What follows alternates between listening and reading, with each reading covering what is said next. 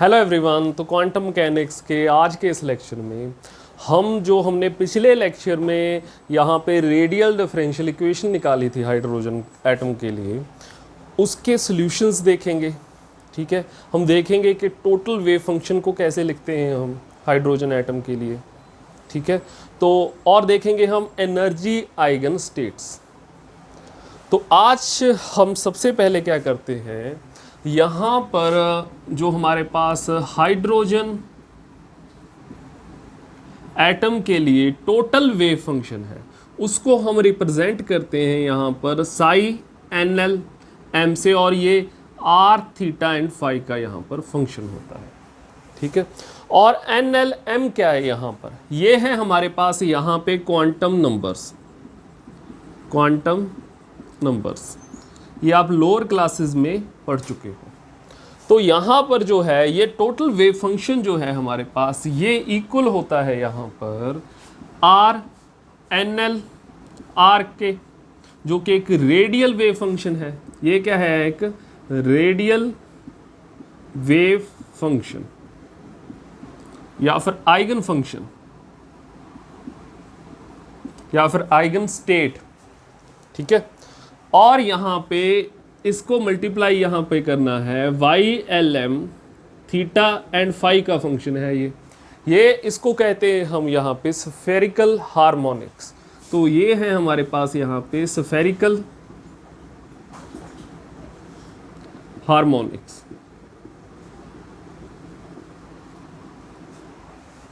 ठीक है, तो यहाँ पे जो है हमारे पास ये टोटल वेव फंक्शन है और उसको एक radial wave function and spherical wave function के प्रोडक्ट के रूप में हमने यहाँ पे लिखा है।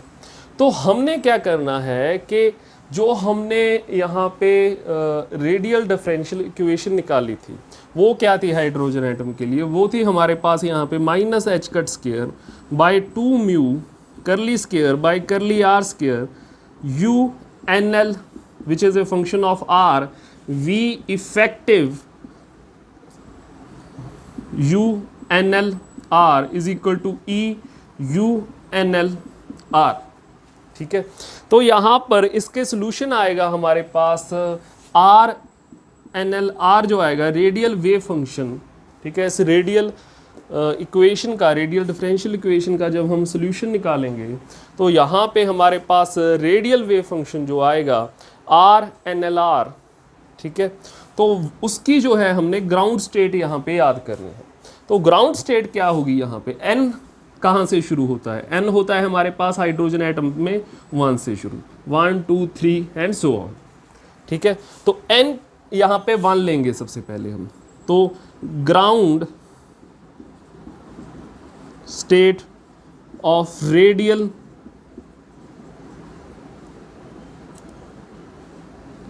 Eigen state is R10 R is equal to, ये होगी हमारे पास यहाँ पे, इसकी वैल्यू हमने याद करनी है, और ये है हमारे पास यहाँ पे 2 बाई A0 3 बाई 2 e की पावर माइनस बाई A0। ये है हमारे पास यहाँ पे R। ठीक है, तो ये है ग्राउंड स्टेट। यहाँ पे UNLR क्या होता है हमारे पास, UNLR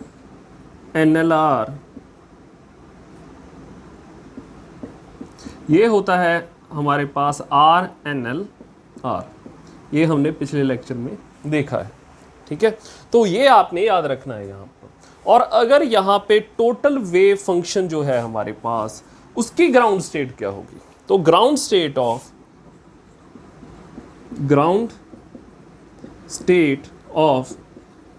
टोटल वेव फंक्शन, तो ग्राउंड स्टेट होगी, जाहिर सी बात है कि n को क्या पुट करेंगे यहाँ पे 1। तो अगर n को 1 पुट किया तो 1 आ गया यहाँ पे, n 1 है, l क्या होगा 0, फिर m क्या होगा 0। ठीक है। तो ये है ground state of total wave function. और ये ग्राउंड स्टेट भी हमें याद करनी है, ये होती है यहाँ पे is equal to 1/√πa0 cube e की पावर -r/a0। ठीक है। तो ये है यहाँ पे ground state of total wave function. ठीक है। तो इसके बाद जो है हमारे पास, अगर हम यहाँ पे स्फेरिकल हार्मोनिक्स देखें, spherical harmonics, spherical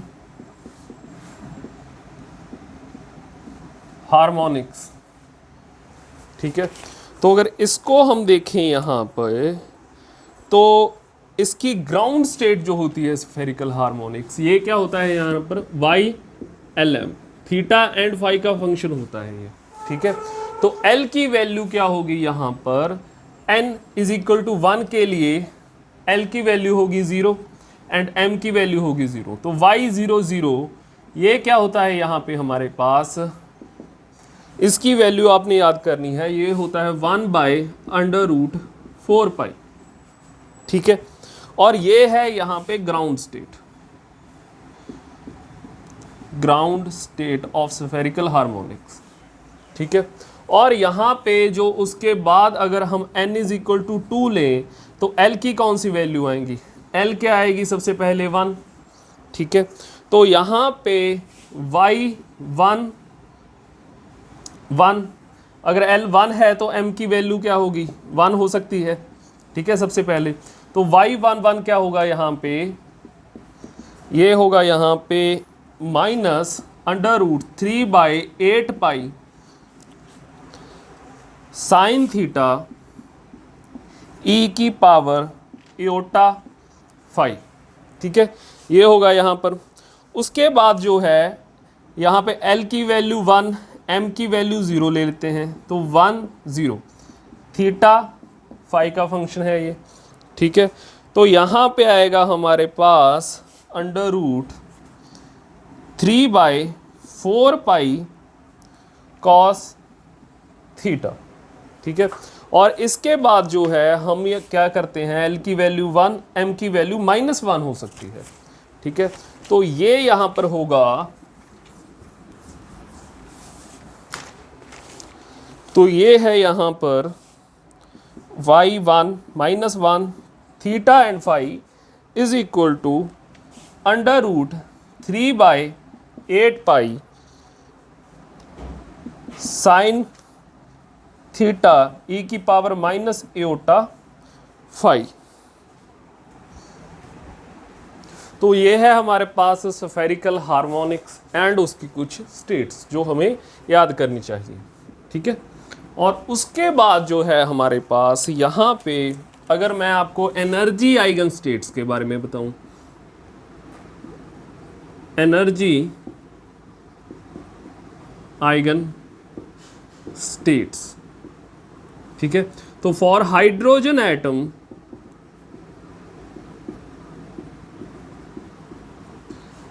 energy eigen state क्या होगी हमारे पास, तो ये फॉर्मूला तो हम बहुत अच्छे से जानते हैं। ये होगा हमारे पास E is equal to -13.6/m² electron volt. ये है यहाँ पे eigen states for hydrogen atom. ठीक है। n की वैल्यू कहाँ से शुरू होती है, यहाँ पर n की वैल्यू होती है 1 से शुरू। And for hydrogen like atoms, hydrogen like atoms, ठीक है, जो भी यहाँ पर 1 इलेक्ट्रॉन सिस्टम होंगे, हाइड्रोजन लाइक एटम्स होंगे, उनके लिए ये एनर्जी का फॉर्मूला होता है हमारे पास -13.6/n² Z² इलेक्ट्रॉन वोल्ट। ठीक है। तो ये है हमारे पास यहाँ पे। इसके बाद अगर आप देखो यहाँ पे कि जो टोटल वेव फंक्शन है हमारे पास, जो टोटल वेव फंक्शन है हमारे पास, psi L n L M जो है, एंड जो यहाँ पे एनर्जी है हमारे पास, जो ये एनर्जी है, ये यहाँ पे कुछ क्वांटम नंबर्स पे डिपेंड करते हैं। टोटल वेव फंक्शन एंड जो एनर्जी है हमारे पास यहाँ पे, एनर्जी यहाँ पर डिपेंड करती है सिर्फ n क्वांटम नंबर पर, सिर्फ n पे डिपेंड करती है। एनर्जी डिपेंड करती है, डिपेंड्स ऑन n ओनली, सिर्फ n पर डिपेंड करती है। इसका फॉर्मूला क्या है यहाँ पर, En is equal to -13.6 by N square. ठीक है, ये है यहाँ पर इसका फॉर्मूला। और दूसरी तरफ हमारे पास जो टोटल वेव फंक्शन है साई एन एल एम, ये डिपेंड करता है n पर, l की वैल्यू पर, m की वैल्यू पर। ठीक है, तो different values of n, l, m, यहाँ पे ये जो स्टेट है ये अलग होगी। ठीक है, तो यहाँ पे क्योंकि एनर्जी सिर्फ n पर डिपेंड करती है, साई एन एल m पर डिपेंड करता है तीनों पे, तो यहाँ पे हमारे पास एनर्जी की डीजेनरेट स्टेट्स होंगी। ठीक है, तो डीजेनरेट स्टेट्स जो होंगी हमारे पास, अगर हमने डीजेनरेसी यहाँ पे कैलकुलेट करनी हो कि किस स्टेट की कितनी डीजेनरेसी होगी यहाँ पर, ठीक है, तो वो किस फॉर्मूले से हम यहाँ पे पता करेंगे। तो यहाँ पर हमारे पास एक फॉर्मूला होता है, वो फॉर्मूला है कि डी जनरेसी अगर कैलकुलेट करनी है हमने, degeneracy of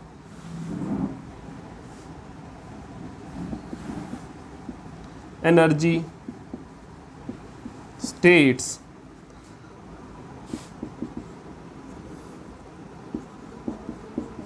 without spin, अगर हम स्पिन जो है, स्पिन पार्ट जो है वो नहीं ले रहे यहाँ पे वेव फंक्शन का, तो यहाँ पे डीजेनरेसी होगी यहाँ पर एन स्क्वायर। अगर आप विद स्पिन, अगर स्पिन पार्ट जो है वो यहाँ पर इंक्लूड कर रहे हो, तो डीजेनरेसी होगी यहाँ पर 2n स्क्वायर। ठीक है, तो अब ये स्पिन पार्ट क्या होता है, ठीक है, स्पिन क्या होती है, देखिए यहाँ पर हमने इलेक्ट्रॉन की स्पिन को ऑलरेडी पढ़ रखा है। ठीक है, इलेक्ट्रॉन की स्पिन क्या होती है यहाँ पर, इलेक्ट्रॉन की स्पिन होती है यहाँ पर या तो -½ हो सकती है या फिर +½ हो सकती है। ठीक है, या तो स्पिन अप हो सकती है या स्पिन डाउन हो सकती है। तो अगर ये जो हमारे पास टोटल वेव फंक्शन होता है, जो टोटल वेव फंक्शन होता है हमारे पास, वो होता है यहाँ पर psi spatial part and psi spin part. इन दोनों पार्ट से ये मिलकर बनता है। ठीक है, अब तक हम जो था ये जो स्पेशियल पार्ट है इसको ही ले रहे थे। ठीक है, ये होता है हमारे पास यहाँ पे साई एन एल, इसको ही हमने यहाँ पर अब तक लिखा था। लेकिन अगर आपने स्पिन पार्ट को भी यहाँ पर लिखना हो, अगर इलेक्ट्रॉन की स्पिन स्टेट को भी आपने जो है इंक्लूड करना हो, फिर टोटल वेव फंक्शन आपको बताना हो, तो यहाँ पर हम कैसे बताएंगे। सबसे पहले हम ये देखते हैं, यहाँ पे स्पिन अगर यहाँ पे अप है, अगर स्पिन जो है यहाँ पे अप है, तो यहाँ पर इसे मैं लिख सकता हूँ, एक तो साई एन एल हो गया स्पेशल पार्ट। ठीक है, उसके बाद हमने क्या लिखना है यहाँ पर, या तो मैं लिखूँगा यहाँ पे अप फॉर स्पिन अप। ठीक है, या फिर इसकी जगह पर मैं यहाँ पे साई एन एल एम यहाँ पे लिख सकता हूँ +½ ठीक है, या फिर यहाँ पे लिख सकता हूँ मैं साई एन एल एम, यहाँ पे लिख सकते हैं हम कुछ ऐसा सिंबल बना सकते हैं। ठीक है, ऐसे सिंबल भी आ सकते हैं। तो ये डिफरेंट नोटेशंस हैं स्पिन अप स्टेट को रिप्रेजेंट करने के लिए। यहाँ पे मैं मैट्रिक्स नोटेशन भी यूज़ कर सकता हूँ, साई एन एल एम यहाँ पे 1 0, ये भी स्पिन अप को रिप्रेजेंट कर रही है यहाँ पे। ठीक है, तो उसके बाद क्या है, अगर स्पिन डाउन को रिप्रेजेंट करना हो, हमने अगर स्पिन डाउन को रिप्रेजेंट करना हो, तो यहाँ पे मैं जो है टोटल वेव फंक्शन जो है वो लिखूँगा psi N L M spin down के लिए यहाँ पे डाउन लिख सकता हूँ सिंपली, या फिर यहाँ पे मैं NLM माइनस हाफ लिख सकता हूँ, या फिर साई NLM यहाँ पे मैट्रिक्स फॉर्म में 0 1 लिख सकता हूँ, ठीक है। या फिर एक और नोटेशन हो सकती है साई NLM यहाँ पे -1 माइनस, ठीक है। तो इतनी नोटेशंस हो सकती हैं स्पिन डाउन को भी रिप्रेजेंट करने के लिए, और यही जो है यहाँ पे अप हो जाएगा, यहाँ पे प्लस हाफ हो जाएगा, यहाँ पे 1 0 हो जाएगा, यहाँ पे प्लस हो जाएगा, ठीक है। तो वो नोटेशंस होंगी अगर स्पिन अप स्टेट को जो है हमने रिप्रेजेंट करना है। तो ऐसे हम जो है स्पिन जो हमारे पास स्टेट है अगर वो बतानी है किसी इलेक्ट्रॉन की, तो उसको फिर टोटल वेव फंक्शन को हम ऐसे लिखेंगे, ठीक है। तो अब जो है हमारे पास हमने फाइंड करनी है डीजेनरेसी। तो डीजेनरेसी में अगर तो विदाउट स्पिन, अगर हम स्पिन पार्ट यहाँ पे नहीं लेते, सिर्फ हम जो है यहाँ पे साई NLM जो है इसको ही टोटल वेव फंक्शन मानकर अगर हम यहाँ पे डीजेनरेसी कैलकुलेट कर रहे हैं, तो डीजेनरेसी होगी यहाँ पे n²। इसकी एग्जांपल देख लेते हैं हम कैसे, कि डीजेनरेसी होगी यहाँ पर n²। तो सबसे पहले हम लेते हैं ग्राउंड स्टेट। तो ग्राउंड स्टेट की डीजेनरेसी कितनी होगी? ग्राउंड स्टेट में n की वैल्यू होगी, ग्राउंड स्टेट n की वैल्यू होगी यहाँ पे 1, L की वैल्यू होगी 0, M की वैल्यू होगी 0, ठीक है।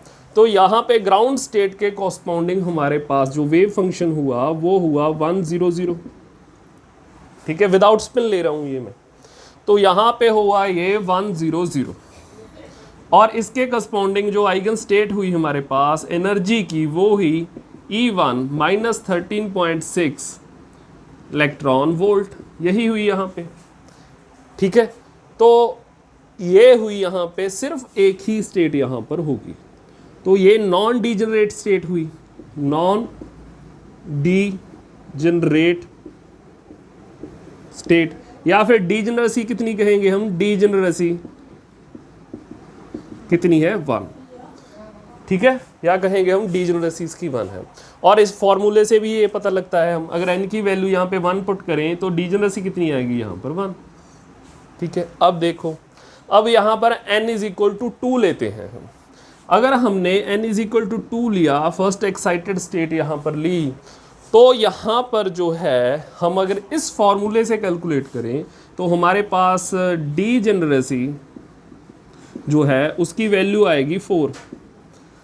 और अगर हम मैनुअली यहाँ पे लिखें फॉर्मूला सारा, यहाँ पे डिफरेंट वेव फंक्शंस लिखें, तो देखते हैं हम कितनी आती है डीजेनरेसी। तो यहाँ पर जो है फर्स्ट हमारे पास n क्या है? n क्या है? 2। L क्या हो सकती है? यहाँ पर 0 हो सकती है। M क्या हो सकती है? 0 हो सकती है। इसके लिए वेव फंक्शन क्या हो सकता है हमारे पास? साई 2 0 0। और एनर्जी आइगन स्टेट क्या हो सकती है? Ne2 = -13.6/4 इलेक्ट्रॉन वोल्ट, ठीक है। यही होगा यहाँ पे। अब देखो एक और कॉम्बिनेशन यहाँ पे हो सकता है, n = 2, L = 1, M = -1, साई 2 1 -1 = यहाँ पर भी क्योंकि एनर्जी जो है सिर्फ n पर डिपेंड करती है, तो यहाँ पर ये वही होगी, सेम वैल्यू होगी इसकी। अब देखो n = 2, L = 1, M = 0, ये हो सकता है।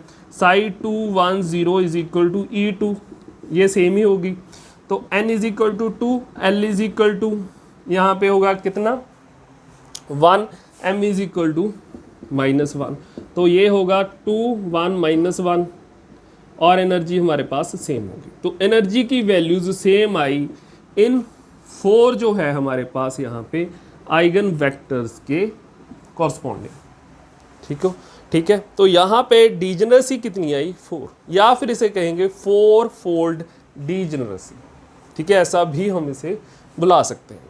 तो ये हम डायरेक्टली इस फॉर्मूले से भी कैलकुलेट कर सकते थे, और ऐसे लिखकर भी हम जो है कैलकुलेट कर सकते हैं। और ये तो था हमारे पास यहाँ पे अगर हम स्पिन पार्ट को इंक्लूड नहीं कर रहे हैं। लेकिन अगर हमने यहाँ पे स्पिन पार्ट को इंक्लूड करना है तो सिर्फ साई LM नहीं होगा यहाँ पे, ये जो साई एल एम है इसके साथ जो है एक स्पिन पार्ट भी होगा, और इलेक्ट्रॉन की स्पिन या तो अप हो सकती है या फिर डाउन हो सकती है। तो यहाँ पर एक एक स्टेट दो दो स्टेट्स में आगे बढ़ जाएगी। ठीक है, वो कैसे? तो अगर मैं यहाँ पे स्पिन जो है इंक्लूड करके चलूँ तो हमारे पास टोटल वेव फंक्शन जो होगा वो होगा psi N L M, and यहाँ पे स्पिन स्टेट ले सकते हैं हम, इसकी स्पिन स्टेट जानी पड़ेगी हमें। ठीक है, अब ग्राउंड स्टेट लेते हैं। सबसे पहले ये ग्राउंड स्टेट उठा लो। सबसे पहले लेते हैं हम जो फॉर्मूला था हमारा वो क्या था, 2n²। तो इसके अकॉर्डिंग अगर ग्राउंड स्टेट 1 है तो हमारे पास डिजेनरेसी कितनी आनी चाहिए, 2। ठीक है, ये शॉर्ट ट्रिक से हमारे पास आ गया। अगर हम इसको वैसे कैलकुलेट करना चाहें, एक एक वेव फंक्शन लिखना चाहें, तो हमारे पास साई एन एल, ये टोटल वेव फंक्शन होगा। साई एन एल एम क्या होगा, यहाँ पर n इज इक्वल टू 1 है, साई L 0 होगा, M 0 होगा, और जो स्पिन है या तो अप हो सकती है, या तो अप हो सकती है, या फिर दूसरा वेव फंक्शन क्या होता है 1 0 0, या फिर स्पिन डाउन हो सकती है। ठीक है, ये हो सकती है। ठीक है, तो अब जो है ये पहले हमारे पास एक स्टेट थी यहाँ पर, ये दो स्टेट्स में बट गई सिर्फ जब हमने स्पिन यहाँ पे इंक्लूड की। ठीक है, तो यहाँ पे जो इसके कॉरस्पॉन्डिंग एनर्जी होगी वो भी सेम होगी, यहाँ पर 13.6 इलेक्ट्रॉन वोल्ट। इसके कॉरस्पॉन्डिंग भी एनर्जी जो होगी वो सेम होगी। तो यहाँ पे डिजेनरेसी कितनी आ गई, वो आ गई 2। ठीक है, ऐसे ही हमारे पास ये जो 4 स्टेट्स हैं, यहाँ पर जो हमारे पास n इज इक्वल टू 2 लूँ अगर मैं, तो यहाँ पर जो साई 2 0 0 होगा, इसमें एक स्पिन अप स्टेट होगी, इसमें स्पिन एक डाउन स्टेट होगी। ठीक है, तो यहाँ पे इसके लिए भी एनर्जी सेम होगी हमारे पास, E2 is equal to 13.6/4 electron volt, इसके लिए भी सेम होगी। उसके बाद हमारे पास क्या होगा, यहाँ पे 2 1 -1, इसके लिए अप होगा एक, और इसके लिए एक डाउन होगा। ठीक है, साइन 2 1 -1। ठीक है, इसके लिए भी एनर्जी सेम होगी, 1 2 3 4। उसके बाद 5 क्या होगा हमारे पास, साई 2 1 0, यहाँ पे इसके लिए अप होगी एक स्टेट, और इसके लिए एक डाउन स्टेट होगी। ठीक है, और इसके बाद 7 होगा हमारे पास, ये विजिबल है आपको, तो 7 होगा हमारे पास यहाँ पे साई 2 1 -1 अप होगी इसके लिए स्टेट, और इसके लिए एक स्टेट जो होगी वो क्या होगी, डाउन। ठीक है, तो यहाँ पे टोटल स्टेट्स जो हैं हमारे पास वो 8 हो गई, और सारी स्टेट्स की एनर्जी जो है वो सेम होगी। ठीक है, सेम एनर्जी होगी। तो यहाँ पे डिजेनरेसी कितनी होगी, यहाँ पे degeneracy n is equal to 2 के लिए होगी हमारे पास 8 फोल्ड डिजेनरेसी, 8 फोल्ड डिजेनरेसी। और ये डायरेक्टली हम फार्मूले से भी फाइंड कर सकते थे। हमारे पास फार्मूला क्या था यहाँ पे, 2n²। तो यहाँ पे 2 पुट किया हमने, हमारे पास क्या आया 8। तो ये हमें डायरेक्टली भी यहाँ पे पता चल सकता था। ठीक है, तो यहाँ पे ये थी हमारे पास degeneracy of energy eigen states for different quantum numbers. ठीक है,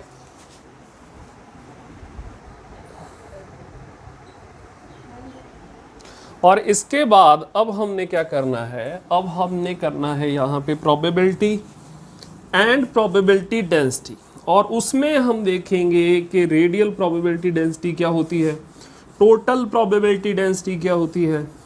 ठीक है, तो यहाँ पे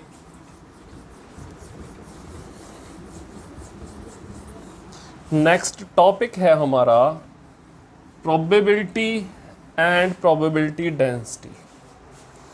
तो जो नेक्स्ट टॉपिक है आज हमारा वो है प्रोबेबिलिटी एंड प्रोबेबिलिटी डेंसिटी। ठीक है। तो यहाँ पे हमारे पास एक होती है यहाँ पर एलिमेंट्री प्रोबेबिलिटी डेंसिटी, या फिर उसे कहेंगे हम टोटल प्रोबेबिलिटी डेंसिटी। ठीक है, तो यहाँ पे एलिमेंट्री या फिर टोटल प्रोबेबिलिटी डेंसिटी, ये क्या होती है? सबसे पहले इसे रिप्रेजेंट करते हैं हम इस सिंबल से। ठीक है, और ये होती है हमारे पास यहाँ पे psi NLM star psi NLM। ठीक है, और हम ऑलरेडी जानते हैं कि ये होती है यहाँ पे इक्वल यहाँ पे dp बाय dx के। ठीक है, या फिर इसे मैं यहाँ पे लिख सकता हूँ कुछ ऐसे, साई NLM मॉड स्केयर। ठीक है, तो ये है यहाँ पे टोटल प्रोबेबिलिटी डेंसिटी। उसके बाद जो है हमारे पास यहाँ पे, अगर यहाँ पे मैंने पता करना हो टोटल प्रोबेबिलिटी, या फिर सबसे पहले हम पता करते हैं प्रोबेबिलिटी, तो ये कितनी होती है? ये होगी हमारे पास dp is equal to psi NLM star psi NLM DQR। ठीक है, ये होगी हमारे पास, यहाँ पे ये नहीं आएगा। ठीक है, तो DQR हो गया यहाँ पे। ठीक है, और अगर यहाँ पे हम टोटल प्रोबेबिलिटी कैलकुलेट करना चाहें, ठीक है, यहाँ पे तो थी हमारे पास छोटी सी वॉल्यूम में पार्टिकल के होने की प्रोबेबिलिटी, और यहाँ पे अगर हम पूरी स्पेस में होने की, पार्टिकल के होने की प्रोबेबिलिटी यहाँ पर मेजर करना चाहें, तो वो होगी हमारे पास यहाँ पे टोटल प्रोबेबिलिटी, टोटल प्रोबेबिलिटी, और वो होगी P इज इक्वल टू यहाँ पे हमारे पास triple integration 0 to infinite 0 to pi 0 to 2 pi. ठीक है, और यहाँ पे psi NLM star psi NLM, और यहाँ पे DQR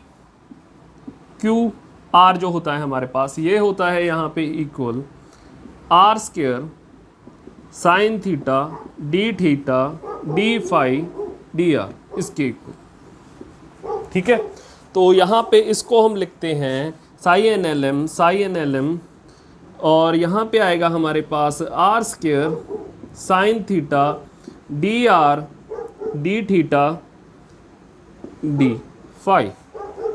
ठीक है, ये आएगा यहाँ पे हमारे पास, और ये है हमारे पास यहाँ पे टोटल प्रोबेबिलिटी। और हमें पता है कि जो पार्टिकल है या फिर इलेक्ट्रॉन है, वो यहाँ पे पूरी स्पेस में कहीं तो होगा वो आखिरकार। ठीक है, तो यहाँ पे जो टोटल प्रोबेबिलिटी है ये हमेशा क्या होगी, यहाँ पे 1 के इक्वल यहाँ पे होनी चाहिए, और यही जो है हमारे पास नॉर्मलाइजेशन की कंडीशन भी होती है। ठीक है, तो यहाँ पे ये है हमारे पास, इसको मैं यहाँ पे psi NLM star psi NLM जो है, इसको यहाँ पे साई NLM मॉड स्क्वायर भी यहाँ पर लिख सकता हूँ। अब देखो, अब क्या है, अगर यहाँ पे मैं R पर रिस्ट्रिक्शन लगा दूँ, R को यहाँ पे 0 टू R1 कर दूँ, ठीक है, तो मैं यहाँ पे टोटल प्रोबेबिलिटी से कुछ क्या कोई यहाँ पे चेंजेस कर सकते हैं। तो अगर मैं R को रिस्ट्रिक्ट कर दूँ यहाँ पे 0 टू R1, ठीक है, तो हमारे पास टोटल प्रोबेबिलिटी क्या हो जाएगी, टोटल प्रोबेबिलिटी यहाँ पर P is equal to 0 to R1 होगा ये। ठीक है, और यहाँ पे जो हमारे पास थीटा एंड फाई जो है वो सेम रहेंगे, 0 to pi and 0 to 2 pi, ठीक है। और यहाँ पे होगा हमारे पास psi NLM star psi NLM, ठीक है, या फिर इसको psi NLM mod square r square sine theta DR D theta D phi, ठीक है, ऐसे लिख सकते हैं हम। उसके बाद देखो आप यहाँ पे P is equal to which is total probability, ये होगी यहाँ पे 0 to R1। इस साई NLM को यहाँ पे लिख सकता हूँ, साई NLM को हम लिख सकते हैं RNL R Y LM theta phi, ये लिख सकते हैं। तो ये लिख लेते हैं हम यहाँ पे। तो ये हो गया हमारे पास 0 to pi 0 to 2 pi R NL mod square Y LM mod square R square sine theta DR D theta D phi, ये हो गया यहाँ पे, ठीक है। उसके बाद देखो आप, उसके बाद जो है हमारे पास यहाँ पे 0 to R1 RNL mod square R square DR, इसको अलग कर लेते हैं, इसको हम यहाँ पे अलग लिख लेते हैं 0 to 2 pi Y LM mod square sine theta D phi D theta, ठीक है, ये आ गया यहाँ पे। अब देखो यहाँ पे, अब जो है हमारे पास ये जो सेकंड वाली यहाँ पे टर्म है, ये यहाँ पे इक्वल होगी 1 के, ठीक है, क्योंकि ये यहाँ पे हमारे पास क्या है, नॉर्मलाइजेशन की कंडीशन है। तो अगर इसको हम यहाँ पे 1 पुट करें तो हमारे पास जो प्रोबेबिलिटी आ गई, टोटल प्रोबेबिलिटी जो आ गई यहाँ पे, वो आ गई यहाँ पे 0 to R1 RNL mod square R square DR, और यहाँ पे ये हो जाएगा 1, तो हमारे पास यही बचा। और इसको हम कहेंगे रेडियल प्रोबेबिलिटी, रेडियल प्रोबेबिलिटी, या हम कह सकते हैं टोटल रेडियल प्रोबेबिलिटी, ठीक है, ये भी हम इसको बोल सकते हैं। तो हमने क्या किया, यहाँ पे टोटल प्रोबेबिलिटी डेंसिटी देख चुके हैं हम, फिर टोटल प्रोबेबिलिटी देख चुके हैं, उसके बाद हमने वहीं से निकाला यहाँ पे रेडियल प्रोबेबिलिटी, ठीक है। और अगर हम यहाँ पे देखना चाहें कि रेडियल प्रोबेबिलिटी डेंसिटी क्या होती है यहाँ पे, तो रेडियल प्रोबेबिलिटी डेंसिटी यहाँ पर होगी, यहाँ पे इक्वल, हम यहाँ पे इसके पैर में यहाँ पे R लगा देते हैं, ठीक है, ये होगी हमारे पास यहाँ पे इक्वल R स्क्वायर RNL, ठीक है, ये होगी यहाँ पे इसके इक्वल। तो ये है रेडियल प्रोबेबिलिटी डेंसिटी। एक बात ध्यान रखनी है आपको कि प्रोबेबिलिटी एंड प्रोबेबिलिटी डेंसिटी, इन दोनों में फ़र्क होता है यहाँ पे, ठीक है।